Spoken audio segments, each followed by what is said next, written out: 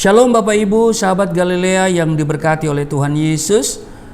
Kembali kita siapkan diri sebelum kita masuki dunia kerja kita di hari ini. Kita baca, kita renungkan, kita dengar firman Tuhan. Amin. Kita datang di hadapan Tuhan, kita masuki hadirat Tuhan dengan hati yang penuh dengan sukacita dan bersyukur. Mari kita berdoa. Segala hormat kemuliaan hanya bagimu Bapa di dalam nama Tuhan Yesus. Kami muliakan namamu, datanglah kerajaanmu, jadilah kehendakmu di bumi seperti di surga. Kami datang mengucap syukur, bersukacita sebab Tuhan baik, sungguh baik, sangat baik dalam hidup kami. Engkau yang sudah menjaga, menyertai dan memberkati istirahat tidur kami di sepanjang malam yang telah berlalu. Oleh kemurahan-Mu saja kami ada di hari ini. Umur panjang Engkau berikan, kesehatan dan kekuatan, bahkan semangat masih kami miliki untuk kami jalani kehidupan di hari ini dengan seluruh tanggung jawab, kegiatan, kerja dan aktivitas kami. Melalui membaca, dengar dan firman-Mu, merenungkan firman-Mu, kami boleh mengerti kehendak-Mu, sehingga hari ini kami benar-benar menyenangkan hati-Mu dalam seluruh tugas dan kerja kami. Urapi kami semua, urapi hamba-Mu yang tidak ada apa-apanya. Di dalam nama Tuhan Yesus, haleluya, amin. Bapak Ibu, kita akan membaca di 1 Raja-Raja pasal 19 pada ayat 1 sampai dengan ayatnya yang ke-8. Elia ke Gunung Horeb. Ketika Ahab memberitahukan kepada Isabel segala yang dilakukan Elia dan perihal Elia membunuh semua nabi itu dengan pedang, maka Isabel menyuruh seorang suruhan mengatakan kepada Elia, "Beginilah kiranya para Allah menghukum aku, bahkan lebih lagi daripada itu. Jika besok kira-kira pada waktu ini aku tidak membuat nyawamu sama seperti nyawa salah seorang dari mereka itu, maka takutlah ia, lalu bangkit dan pergi menyelamatkan nyawanya. Dan setelah sampai ke Berseba yang termasuk wilayah Yehuda, ia meninggalkan bujangnya di sana." Ayat 4. Tetapi ia sendiri masuk ke padang gurun sehari perjalanan jauhnya, lalu duduk di bawah sebuah pohon arar. Kemudian ia ingin mati, katanya, "Cukuplah itu, sekarang ya Tuhan, ambillah nyawaku, sebab aku ini tidak lebih baik daripada nenek moyangku." Ayat 5. Sesudah itu ia berbaring dan tidur di bawah pohon arar itu. Tetapi tiba-tiba seorang malaikat menyentuh dia serta berkata kepadanya, "Bangunlah, makanlah." Ketika ia melihat sekitarnya, maka pada sebelah kepalanya ada roti bakar dan sebuah kendi berisi air. Lalu ia makan dan minum, kemudian berbaring pula. Ayat 7, tetapi malaikat Tuhan datang untuk kedua kalinya dan menyentuh dia serta berkata, "Bangunlah, makanlah, sebab kalau tidak perjalananmu nanti terlalu jauh bagimu." Maka bangunlah ia, lalu makan dan minum, dan oleh kekuatan makanan itu ia berjalan 40 hari 40 malam lamanya sampai ke gunung Allah, yakni Gunung Horeb. Demikian pembacaan di dalam 1 Raja-Raja 19 ayat 1 sampai 8. Kita akan lihat di ayat 4 bagian B dikatakan begini. "Cukuplah itu, sekarang ya Tuhan, ambillah nyawaku, sebab aku ini tidak lebih baik daripada nenek moyangku." Bapak Ibu, semua orang tanpa terkecuali pasti pernah mengalami yang namanya tekanan dalam hidupnya. Saudara pernah alami? Saya juga. Mengapa? Karena beratnya masalah yang harus dihadapi, orang kemudian menjadi sangat tertekan. Bahkan ada yang sampai mengalami stres, lalu kemudian depresi. Dia lupa bahwa di dalam Kristus selalu ada harapan. Depresi adalah suatu kondisi medis berupa perasaan sedih yang berdampak negatif terhadap pikiran, tindakan, perasaan, dan kesehatan mental seseorang.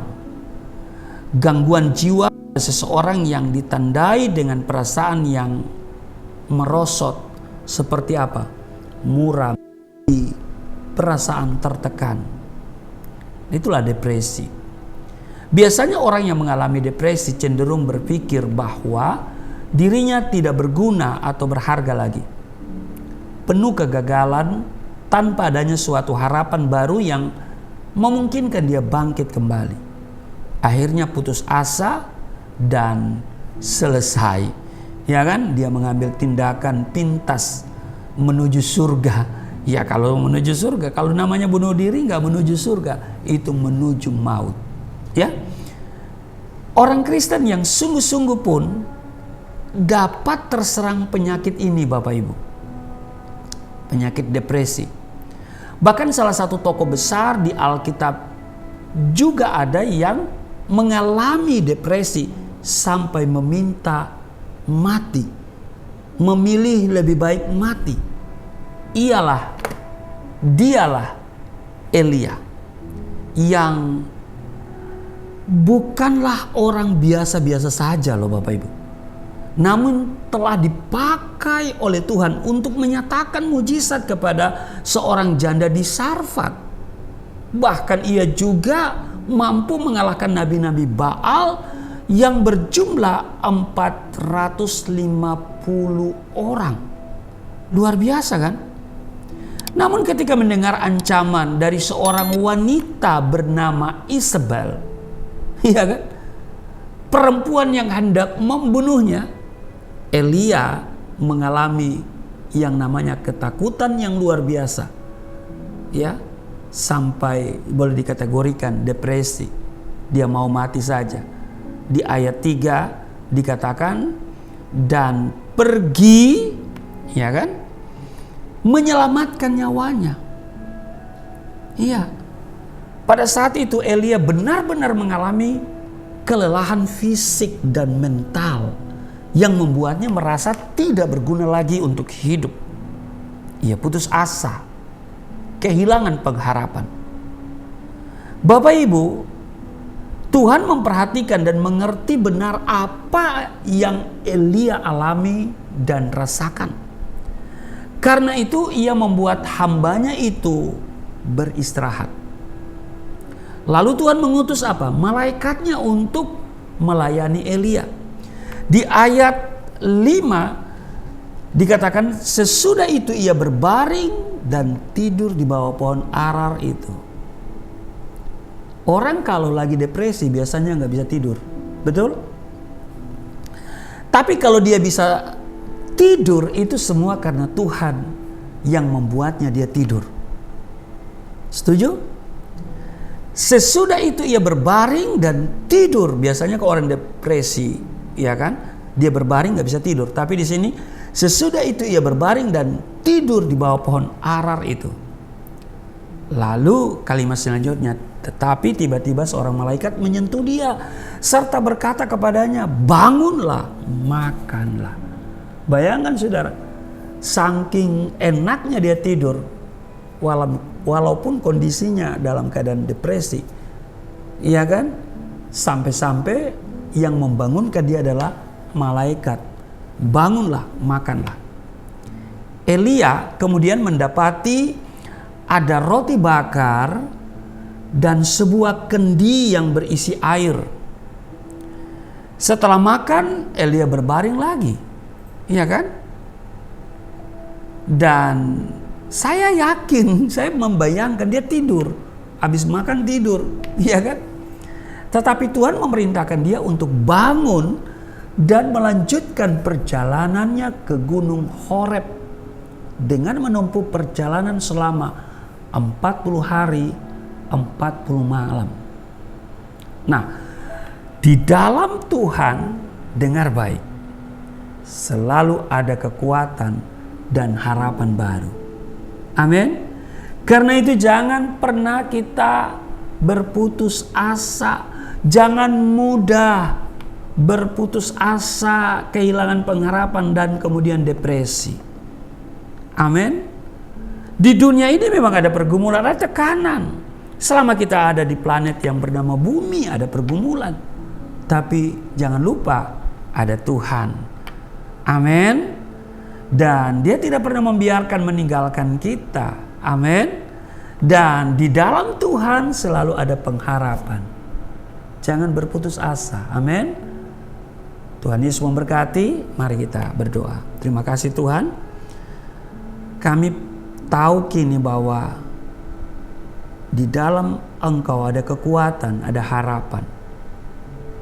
Seperti Elia yang mengalami depresi, hanya sebuah ancaman dari seorang perempuan bernama Isabel. Dia mengalami ketakutan yang luar biasa. Padahal dia adalah seorang yang dipakai Tuhan.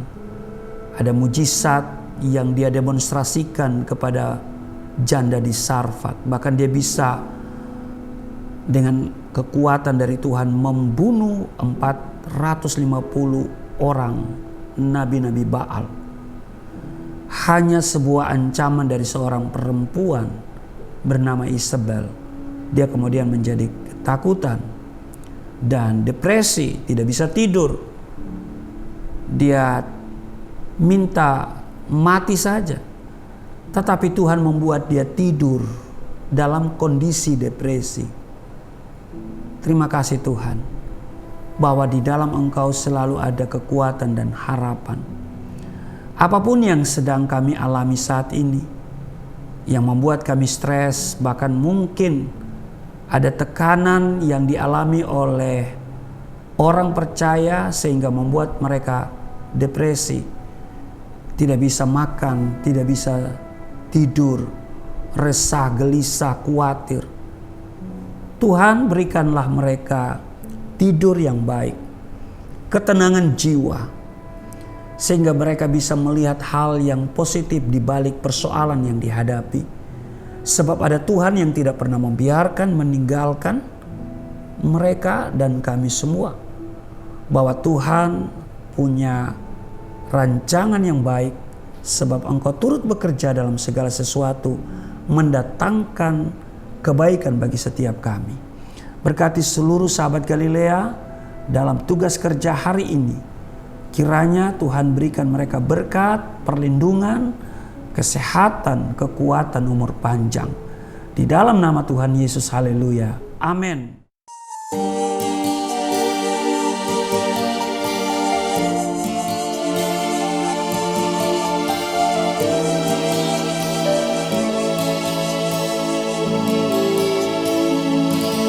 Bapa kami yang di surga, dimuliakanlah nama-Mu. Datanglah kerajaan, jadilah kehendak-Mu di bumi seperti di surga.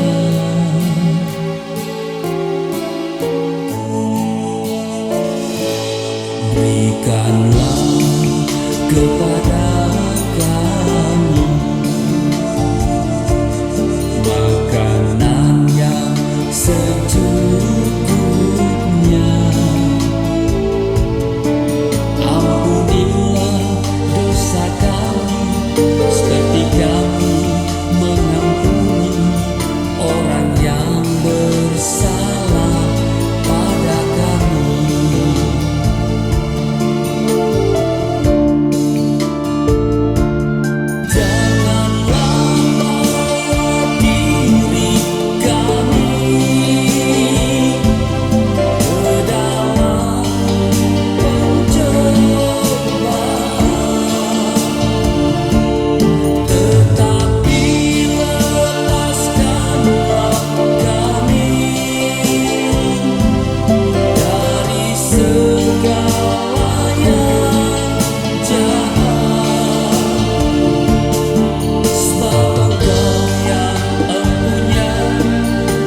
kerajaan